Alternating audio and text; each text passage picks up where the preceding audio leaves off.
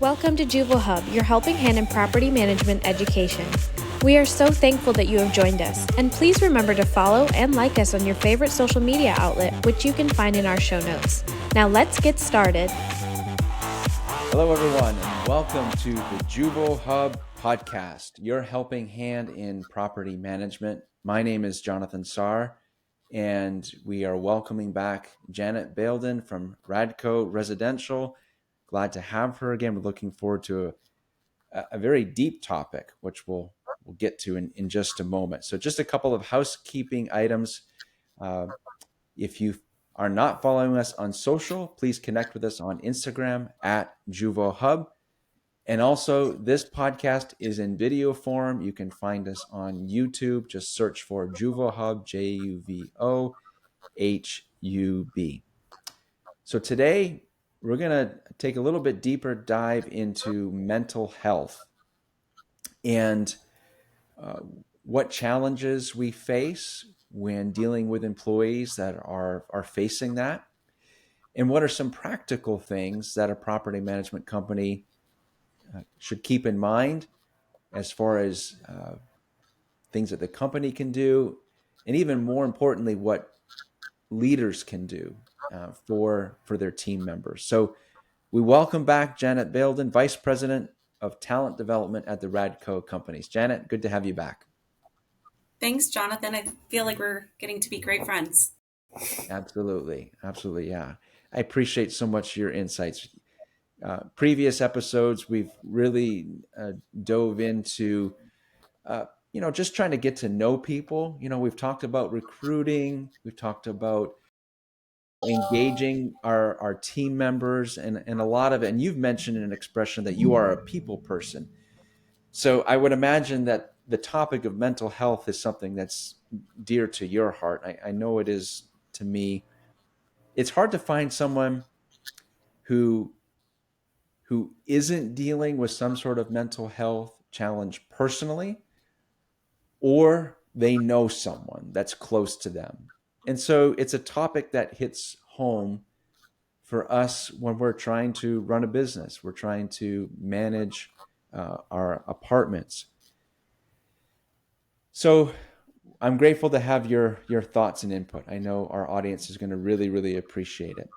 So let's take it from what you've seen, as a leader at your organization.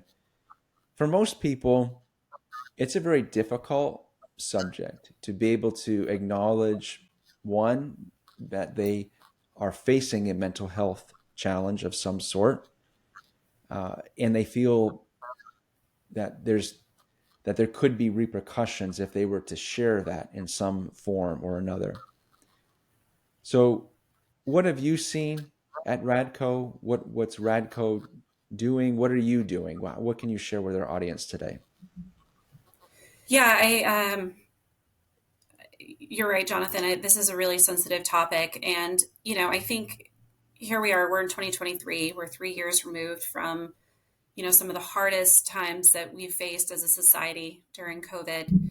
And I think during that time, there was this sense of community that we were all facing this challenge and we were all struggling with, call it mental health or balancing work and life. And so the conversation was there, right? We were having really tough conversations, but everyone was kind of in it together. So it was like even playing field.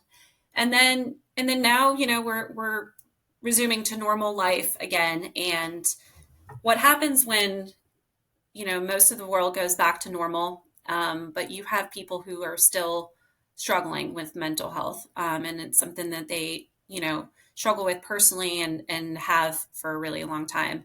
And, I think there's this kind of stigma around the topic of mental health and our ability to be able to be effective of our jobs, but still have, whether it's, battling with depression or anxiety or other things that kind of dig a lot deeper than that. So I think there's this, here I am, I'm in a leadership role, and how do I show up to work and knowing that I have this dark cloud looming over me. And I have to show up to work every day and be on top of it. And can I do both? And, or am I just showing up half of myself on a daily basis to work? And then there's this other side of me that no one knows. Right.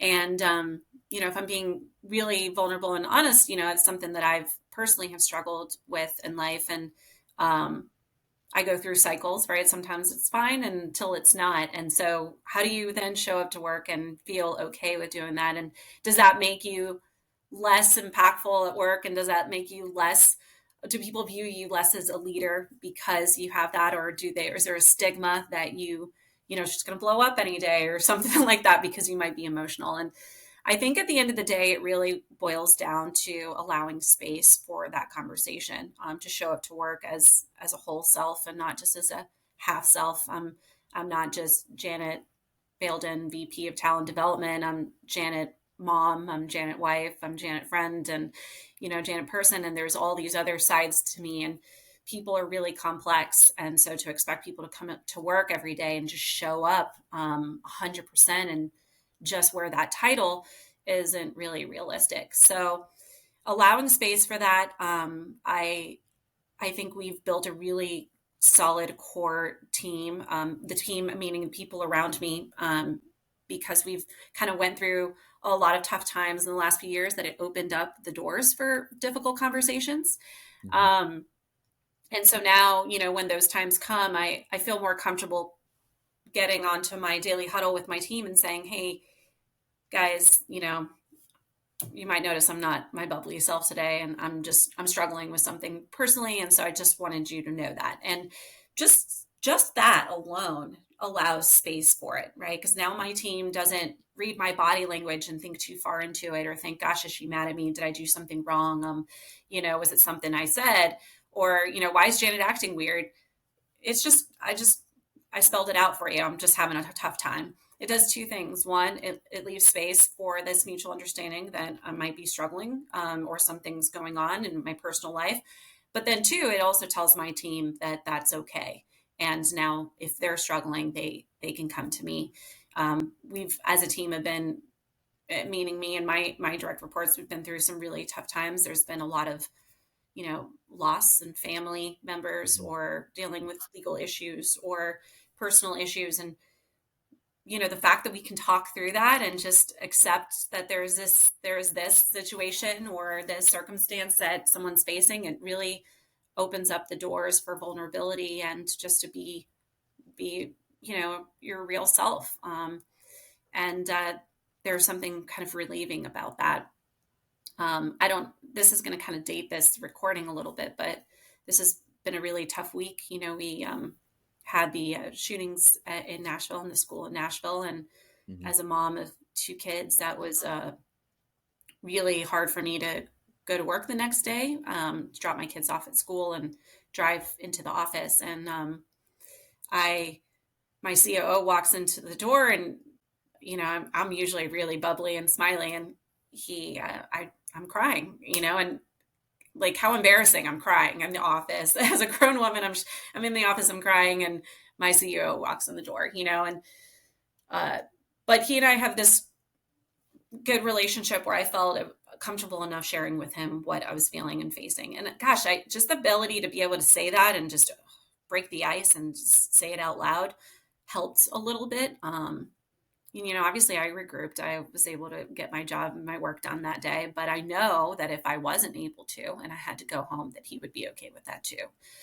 So it's just knowing that you have the space for that, and the safe space for it is really important for people to be able to show up to work and as their whole self. I know I kind Yeah. of went down a road there, but Are your supervisors in compliance? When supervisors make mistakes, everyone is at risk. Compliance training lowers that risk. Juvo Hub is happy to announce its new online course, Sexual Harassment Prevention and Training for Supervisors. Learn more about this course at juvohub.com, your helping hand in property management education. No, that was amazing. That was awesome. Thank you, Janet. From our audience perspective, you took us down two different paths. One, as an employee, and also as a leader. One that you're there to care for people.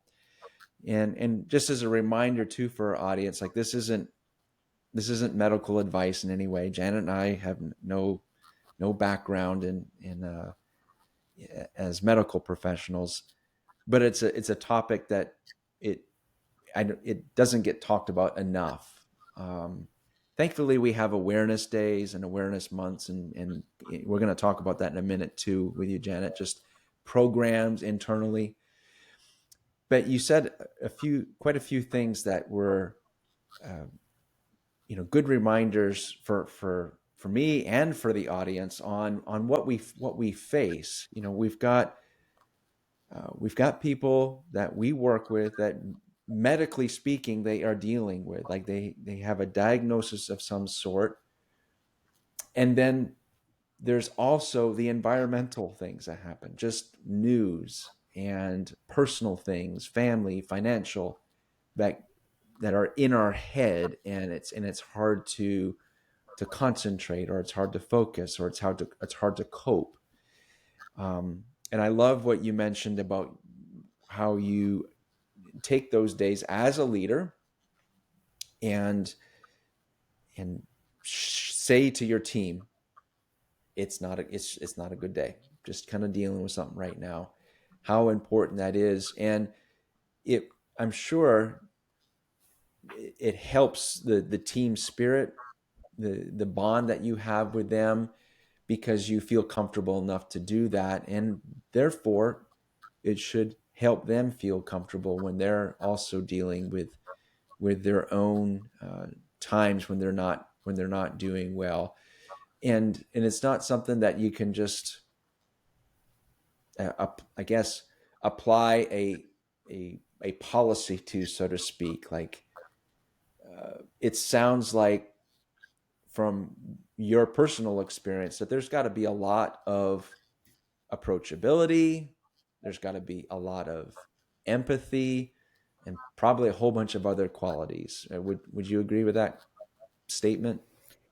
Yes, absolutely. I think it gets really tough, and this is where it gets challenging as a manager, because you obviously want to be personally connected with people and you want to be there for them, but you're also have a job to do, right? So I think a lot of times where managers get in a tough spot is, did I get too close to this person? Am I too personally attached, or do I get too much information?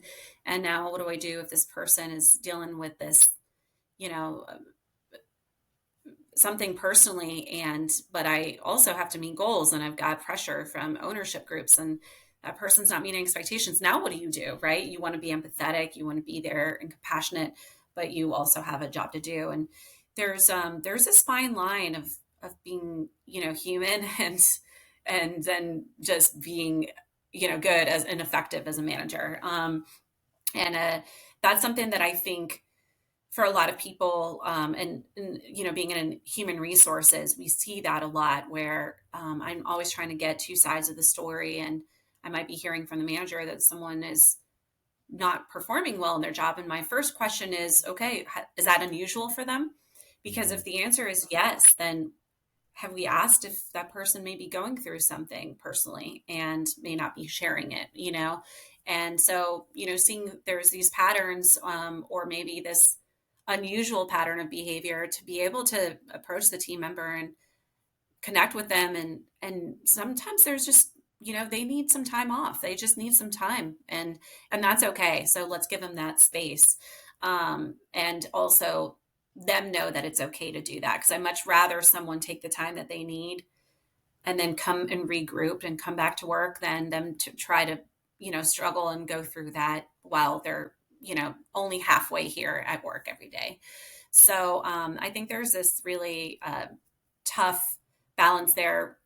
And I personally, I'm a highly empathetic person. And just am, that's just how I'm wired.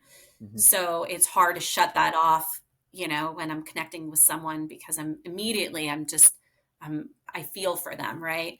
And that's good, but then it can be bad sometimes too, because as you're trying to, you know, move business forward, I get very personally invested in people. So as managers, we have to ride ride that line very carefully and know when's the right time to loop in human resources, because sometimes as a manager, might be information that you honestly should not be conversing with your team member about, especially if it's a diagnosis or something more medical. And at that point, you really need to know when to pass the hat for HR to take over. Yeah, thank you for taking us across that bridge, because that's where my mind was going. It's like, you know, I think of like other professions like bartenders or hair stylist professionals, barbers. They're doing that job, but then they're also like the listening ear for all the issues of their customers, which is awesome. Thank you. Thank you for doing that. If you happen to be in that profession listening to the show, but to your point, like there's got to be some boundaries there. Otherwise, you move from being the vice president of talent acquisition to uh, our talent development, rather, to the counselor, the psychologist of the company, and you don't want to cross that line. So can we take that just a bit further then? So now we really identified the need as a leader to have some important qualities so that you are, one, demonstrating your awareness of mental health challenges in whatever form they may be for your team member, and two, how you personally can interact with that individual to show that you are hearing them. You're not in their shoes, but you're actively listening to what's going on in their world. Now we move over to the company perspective. So what have you seen? What are you doing? Let's take another level with HR and beyond. What can organizations as a whole do to provide resources for those who are having mental health challenges? So, I mean, a lot of companies are offering this, but employee assistance programs, I think, are a must to have those available to the team members, so that everybody has access to it, but not just having it just to check a box and, putting it on your benefits guide and forgetting about it, but actually communicating it and letting people know really what is available under that umbrella. So an employee assistance program can be everything and anything, access to, financial assistance and resources to, I believe it's 3 or it's 5 free sessions with the therapist virtually or in person under that umbrella. Resources for family members. But employee assistance programs can be really powerful if utilized correctly and promoted internally. But then also allowing space for people, like if a team member actually needs to schedule an appointment to see a therapist or a psychologist, to allow space for them to have time for those appointments as well, right? Letting them, whether it's virtually or leaving the office, but knowing that there needs to be this understanding that this person is going through something and they need to be seeking help, and not viewing that any differently than, I broke my leg or I had knee surgery and I need to go and get my x-rays and I need to go to the doctor, right? We accept that in our day-to-day work, but when someone says I have to go see my therapist, there's obviously already automatically a stigma around that. So we have to view that just like any other medical condition, and maybe they're just going for, because it's good to talk to someone, or maybe because they're really struggling or dealing with something. At the end of the day, it's just as important. Our physical health and wellness is just as important as our mental and emotional wellness. So making sure that we're viewing those two things the same. The other thing, I know a lot of companies are doing mental health days. So that's something that we've been talking about, allowing for mental health days. We currently have it all under one bucket, but there has been conversation about carving that out and what that would look like. So I know that's kind of buzzing out there. And I think a lot of resources as well, as you mentioned. I think there's certainly days that we recognize across the board, but I think we like to communicate out monthly related to our wellness program. And that taps into all areas of wellness, and not just physical wellness, financial wellness, but also mental and emotional wellness. I think you brought a really great point, Jonathan, earlier, the differentiation between situational mental health and clinical, right? So very two different things. As a society, I think we adapt to situational, but when it comes to more clinical mental health, I think that's where there's for someone who has not gone through that personally, you're just going off of a perception or what we read, and that's really tough. I think more awareness and information that is out there around it is so that people have some sense of understanding and respect, and view it as something truly a medical condition, if you will, so that there's this understanding that, because a lot of times people may view it as that's under their control, right? Get yourself together, and just show up. You just suck it up and do the best you can. And I'm sorry, but not everybody can do that. So knowing that sometimes it's out of people's control per se, and that they do need to seek medical attention for it is something that we have to pay attention to, and is just super critical. So I think education, awareness, resources, and talk about it and not shy away from the conversation is really important. Absolutely. Absolutely. Man, you hit all the nails on the head for sure, Janet. That's thank you for that perspective and helping our audience bridge the role that you serve, and then as an organization, what can a company do? And like we talked about at the outset, this is something that we need to have these conversations. We need to keep this in front, because as you mentioned, at the time of recording this show, we just had that incident in Nashville, and it's on the hearts and minds of everyone.